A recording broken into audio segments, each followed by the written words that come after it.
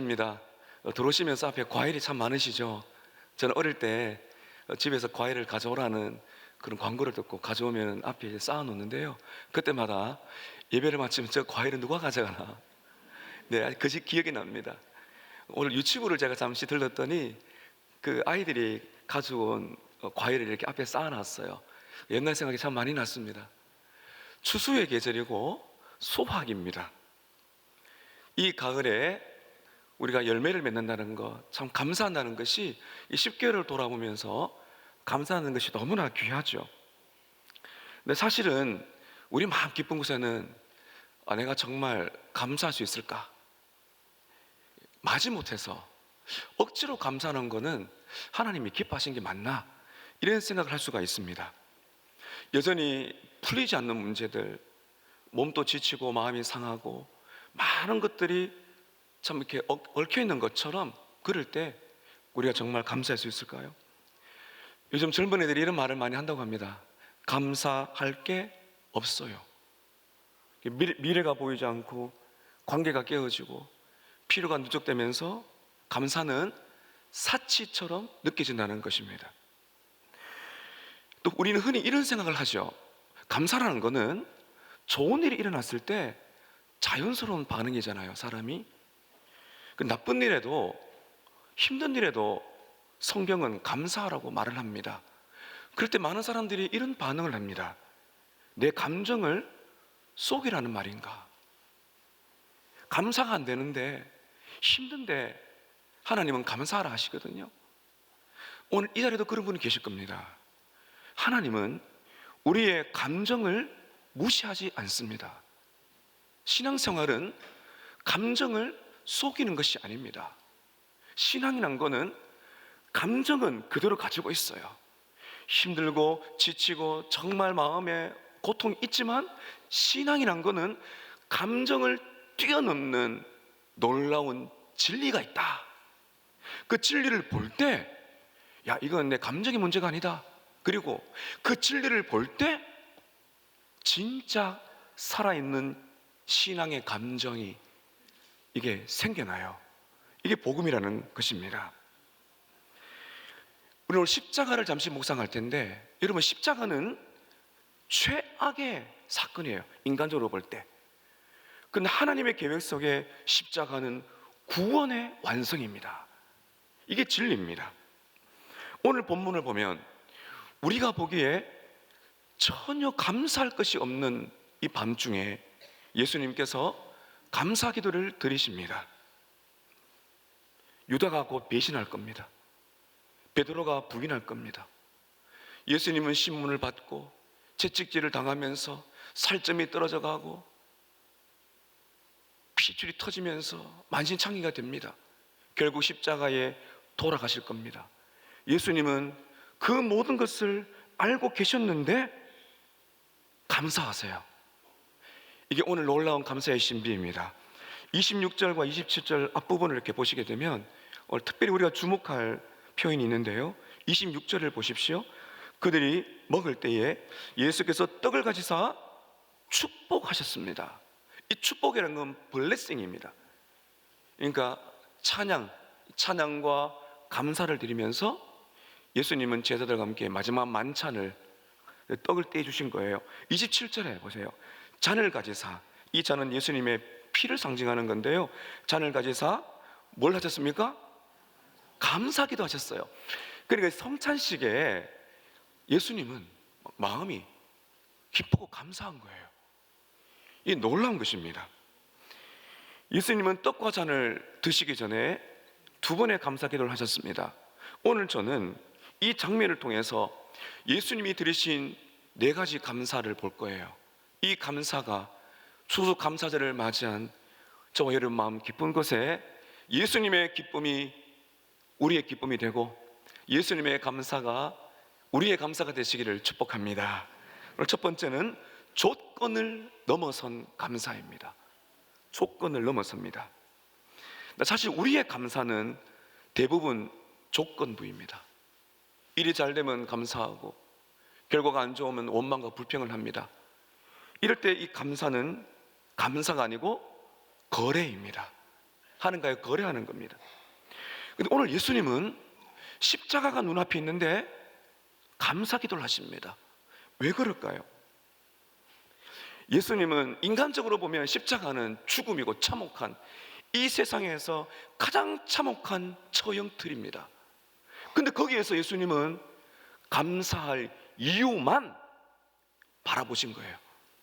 우리는 수많은 것들이 있지만은 감사할 이유만 생각하면 우리의 삶이 달라집니다. 예수님은 감사할 이유, 그게 무엇인가 하면은 우리가 볼 때는 절망이지만 예수님의 죽으심과 십자가는 구원의 기쁨인 겁니다. 히브리서 12장 2절에 놀라운 말씀이 있습니다. 예수님의 기쁨입니다. 같이 한번 읽겠습니다. 시작. 믿음의 주요 또 온전케 하시는 이인 예수를 바라보자. 그 앞에 있는 기쁨을 위하여 십자가를 참으사 부끄러움을 개의치 아니하시더니 하나님 보좌 우편에 앉으셨느니라. 예, 말씀 잠시만 띄워주시고요. 여러분 중반을 보세요. 그는 그 앞에 있는 기쁨을 위하여, 기쁨, 그 다음에 뭐죠? 십자가예요. 이걸 이렇게 제가 여러분 문법에 맞게 한번 설명해 보겠습니다. 예수님은 십자가의 고통을 참았어요. 그 다음에 부끄러움을 개의치 않으셨습니다. 이 말은 십자가에 달리는 죄수는 옷을 다 벗깁니다. 성자 하나님이 그런 모욕을 당하셨어요. 거기에서 밑에 있는 사람들은 당신이 그리스도라면 내려와 보라고, 그럼 믿겠다고 십자가에서 내려오래요. 예수님은 십자가의 고통 그리고 수치를 담당하셨는데 개의치 않으셨어요. 무엇 때문에? 예수님 앞에 있는 기쁨 때문에요. 그 기쁨이 뭘까요? 예수님에게는 고난 너머에 있는 기쁨이 있었습니다. 예수님은 십자가 너머에 있는 기쁨을 보셨기 때문입니다. 중요합니다. 예수님은 고난 너머에 있는 기쁨, 십자가에 달리시면서도 그 고통과 수욕 속에서도 기뻐할 수 있었던 이유가 무엇이냐? 주님의 앞에 있었던 그 기쁨이 무엇이냐? 바로 저와 여러분을 구원하는 기쁨입니다. 좀 더 쉽게 말하면 십자가 위에서 예수님은 여러분의 한 사람 한 사람을 생각하신 겁니다. 예수님의 십자가를 통해 구원받을 하나님의 자녀들을 생각하시면서 예수님이 기뻐하셨던 겁니다. 여러분은 예수님의 기쁨입니다. 그 십자가의 영광이에요. 그리고 예수님은 하나님 우편에 앉는다는 영광을 아시기 때문에 기뻐하셨어요. 2차 세계대전 때 나치 수용소, 아주 참혹한 수용소죠. 그때 코리텐붐이라는 유명한 여성 신자가 거기 수용소에 들어갑니다. 언니 베시와 함께 막사에 들어가는데요. 근데 이 코리텐붐이 들어간 막사는 벼룩이 너무 많았답니다. 막 살 수가 없어요. 이 코리텐붐이 벼룩 때문에 불평하니까 언니 베시가 옆에 있다가 이렇게 말합니다. 코리, 데살로니전서 5장 18절에 보면 범사에 감사라고 했지? 벼룩도 감사하자. 이 코리가 더 짜증나는 겁니다. 아니 벼룩에게 감사하라니. 나중에 알게 됐는데요, 놀라운 일이 있었어요. 벼룩이 이 막사에 너무 많아가지고 독일 간수들이 안 찾아오는 거예요. 뭘 했을까요? 이 막사에서 성경 공부하고요, 찬양을 해도 괜찮았어요. 벼룩이 너무 많아가지고 독일 간수들이 안 찾아옵니다. 나중에 이 코리가 은혜를 알고는 이렇게 고백합니다. 여러분 저를 한번 따라 하실까요? 벼룩도 축복이었습니다. 아마 오늘 설교 끝나고 벼룩 계속 생각날 거예요. 여러분에게 벼룩이 무엇입니까? 벼룩도 축복이라니까요. 감사 조건이라니까요. 여러분을 어렵게 하는 많은 환경들, 장애물들, 사람들, 어쩌면 우리들에게는 이렇게 없었으면 좋겠다 싶은 게 있죠. 그러나 코리텐붐이 벼룩도 축복이었습니다. 여러분, 이게 진짜 감사입니다. 감사는 긍정적인 사고방식이 아니에요. 그 세상의 논리예요. 감사는 조건을 넘어서서 우리의 삶을 선하게 인도하시는 하나님의 주권을 믿는 믿음의 감사입니다. 그래서 우리는 벼룩에게도, 벼룩조차도 축복이 없구나, 고난조차도, 아픔조차도, 정말 없었으면 좋겠던 그 경험조차도 축복이었구나. 예수님의 감사였습니다. 두 번째 예수님의 감사는 희생에 감사합니다. 몸을 찢는 것, 그 사랑이에요. 26절을 보십시오. 그들이 떡을 먹을 때에 예수께서 떡을 가지사 축복하신 다음에 떼어 제자들에게 주시면서 말씀하시되 받아 먹어라, 이것은 뭐라고요? 내 몸이니라. 이게 지금 우리가 설교 후에 하는 성찬식의 원형이죠. 마지막 만찬, 최후의 만찬, 그렇게 이야기합니다. 여기 보십시오. 예수님이 이 떡을 가지셨어요. 우리는 이미 다 이렇게 잘라져 있는 떡을 먹지만 유대인들은 떡을 가지고 예수님이 떼어서 축복기도 하셨죠. 찬양하고 감사합니다, 마지막 제자들과 함께 이 만찬을 주시니 감사합니다 하시면서 이 떡을 떼어, 이게 중요합니다, 떼어서 제자들에게 주시면서 받아 먹어라, 이게 내 몸이니라. 여러분, 예수님은 떡을 찢었습니다. 이 떡을 찢은 걸 주신 거거든요. 그걸 제자들이 받아서 먹는 겁니다. 이 떡이 찢어지는 게 뭐냐, 이 떡이 떼어지는 게 뭐냐, 바로 우리를 위해서 찢기시고 떨어지시는 예수님의 몸, 그것을 상징하는 겁니다. 여러분, 자기의 살이 깨어지는데 어떻게 그게 감사한가요? 예수님이 축복하시면서 자기 몸을 깨뜨리는 그 상징하는 떡을 주셔서 감사하신 이유는 딱 하나입니다. 저와 여러분을 향한 희생적인 사랑입니다. 부모님들은 자녀를 사랑할 때 하나님의 사랑에 근접도 하지 못하지만 인간적으로 보면 최고봉에 이르죠. 자식을 위해서 부모는 뼈를 갈아 넣습니다. 영혼을 갈아 넣어서 이렇게 몸이 상해도 부모님들은 자녀를 돌보죠. 이게 희생적인 사랑인 겁니다. 예수님의 사랑은 자신을 버리는 거예요. 자신이 깨어져야 우리가 살아나는 겁니다. 예수님이 채찍에 맞음으로 우리가 나음을 입는 겁니다. 그분의 감사는 고통을 그냥 이겨내는 의지적인 것이 아니고 우리를 향한 사랑이 충만한 흘러넘친 결과였습니다. 이 성찬은 구약시대 때 출애굽 때 6월절입니다. 죽음의 사자가 지나가는데 이스라엘 백성들은 집에 들어가 문을 닫고 문 위와 좌우에 어린 양의 피를 바르면 죽음의 사자가 지나간다, 바로 예수님의 피를 상징하는 거죠. 그 이스라엘 백성들은 그 집안에서 어린 양의 고기를 먹었어요. 바로 예수님의 몸을 말하는 겁니다. 6월절이 바로 이 십자가로 완성이 되는 겁니다. 여러분, 떡을 먹는다, 오늘 떡을 받으실 때 기억하세요. 이 떡을 먹는다는 게 뭐냐? 예수를 먹는 겁니다. 예수를 먹는다는 것은 예수를 믿는다는 겁니다. 그럼 예수를 먹는다는 게 뭐냐? 예수님의 사랑을 먹는 것입니다. 그분의 말씀을 믿고 그분의 진리를 나의 양식으로 먹는 것입니다. 예수님 없이는 못 삽니다. 그 사랑에 감사합니다. 여러분, 그래서 예수님이 이 몸을 주시는 건 양식이거든요. 요한복음 6장에 보면 내 몸을 먹어라, 이것은 먹어야 네가 산다. 그래서 예수님의 몸은 이 뭘 상징하는가 하면 내 영혼의 양식, 내 영혼의 기쁨, 이런 바로 그것을 상징하는 겁니다.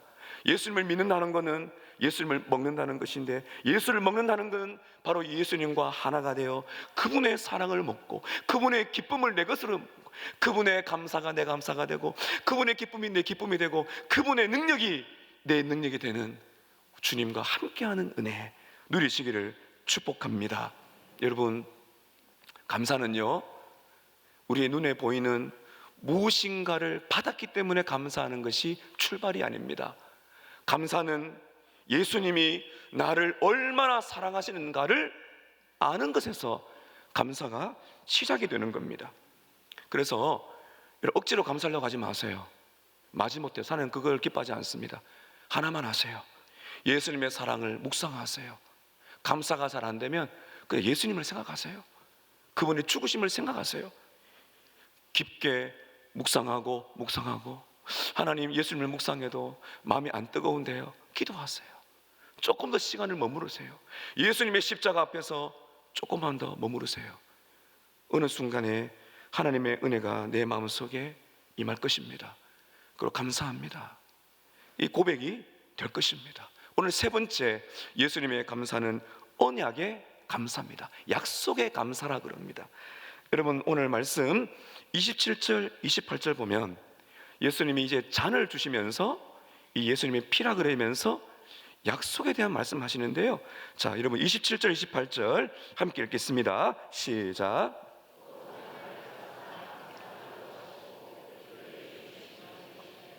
너희가 다 이것을 마시라. 이것은 죄 사함을 얻게 하려고 많은 사람을 위하여 흘리는 바 나의 피, 언약의 피니라. 예수님의 피는 택함받은 주의 백성들을 위하여 죄를 사하기 위한 피입니다. 여기서 주님이 뭘 강조하시는가 하면 언약의 피다, 약속이거든요. 성경을 보게 되면 하나님은 백성들과 약속하십니다. 언약이에요. 하나님이 나의 하나님이 되고 나는 하나님의 백성이 됩니다. 그런데 이 약속을 맺을 때 피로 맺어요. 피. 하나님과 인간의 약속은 피로 맺어졌습니다. 왜 피냐? 이 피는 바로 생명을 상징하기 때문입니다.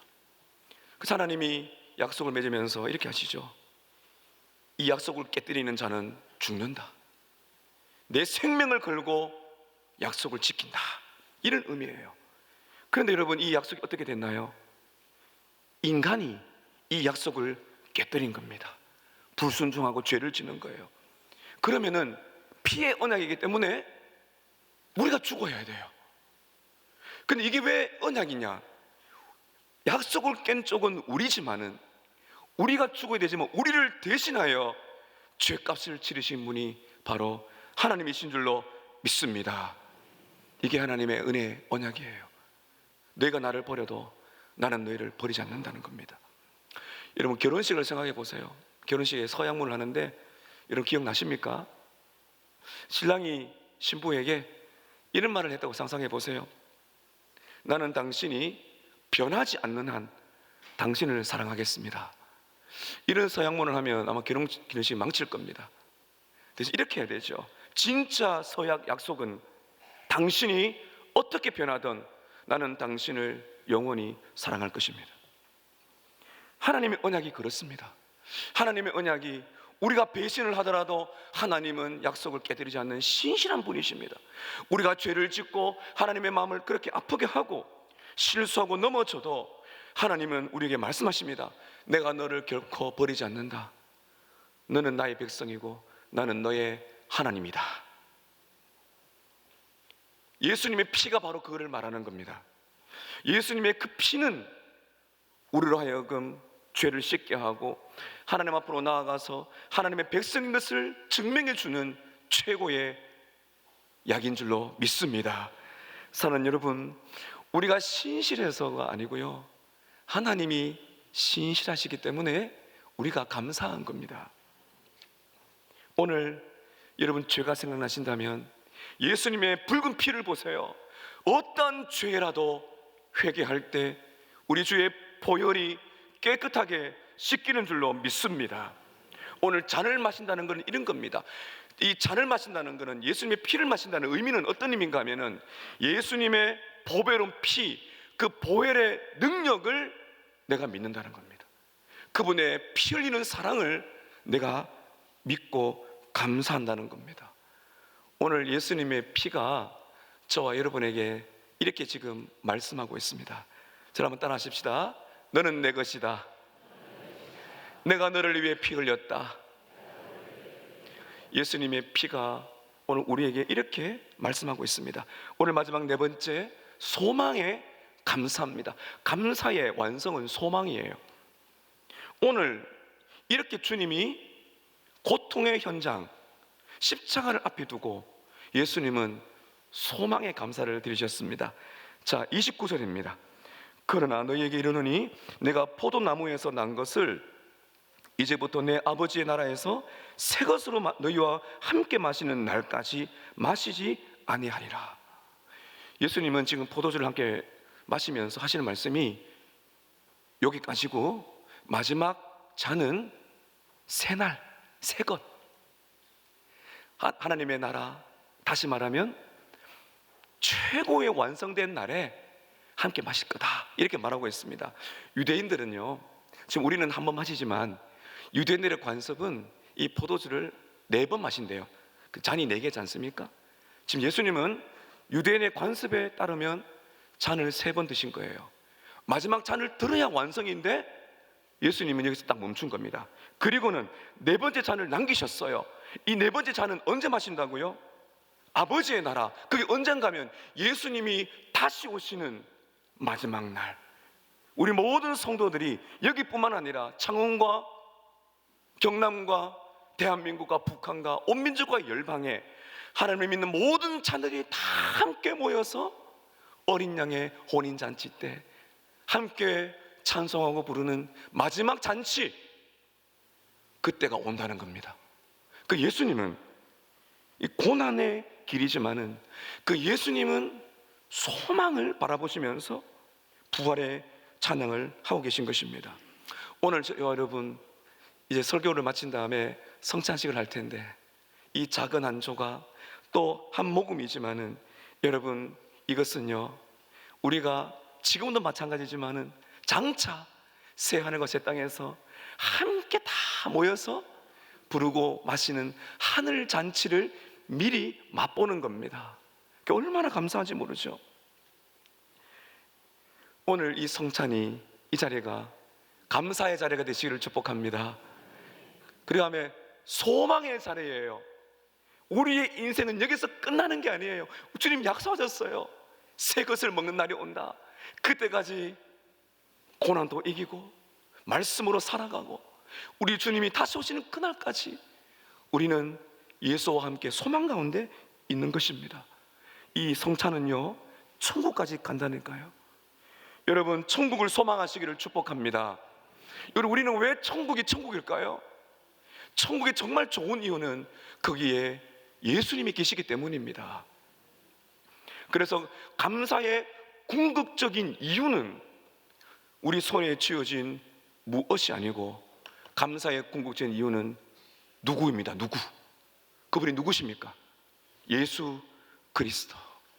그분이 계신다면 우리가 감사할 수가 있는 것입니다. 마지막 30절에 오늘 이렇게 결론을 맺습니다. 이에 그들이 찬미하고 찬양하면서 감람산으로 나아갔습니다. 여러분, 여기 찬미는 우리 찬양이거든요. 이 찬미와 감람산은 어울리지가 않아요. 이 감람산은 오늘 본문 그 다음에 보면은 겟세마네 동산이에요. 예수님은 거기서 이 땀 속에 피가 흐를 정도로 예수님이 고뇌하시며 기도하셨거든요. 죽음이 다가오면서 이 잔을 내게서 옮기시옵소서. 근데 그 감람산으로 가면서 예수님은 찬양을 하셨습니다. 예수님은 십자가를 향해 가시면서 찬송을 부르셨습니다. 구원의 기쁨이 얼마나 크셨던지 십자가의 고난을 이겨내는 것입니다. 사랑하는 여러분, 우리는 오늘 감사로 준비된 사랑의 식탁을 대합니다. 우리 예수님은 우리를 구원하시는 기쁨 때문에 감사하셨어요. 우리의 최고의 감사는 그런 예수님의 사랑을 받았기 때문에 감사하는 것입니다. 오늘 본문에 그대로 말한다면 여러분 다시 한번 30절 보세요. 이렇게 감사해야 됩니다.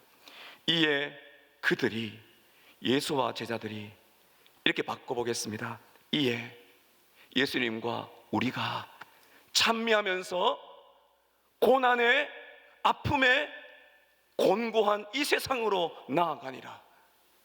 우리의 인생의 겟세마네가 어디입니까? 가고 싶지 않은 그 여러분 고통의 자리가 어디입니까? 오늘 주님이 말씀하십니다. 여전히 고통스럽고 여전히 아픈 현장에 있다 할지라도 우리의 감사는 예수님과 함께 찬양하면서 십자가를 가는 거예요. 여러분, 그때 우리 안에 놀라운 일이 일어나게 될 겁니다. 여러분, 마지막 과제를 드릴게요.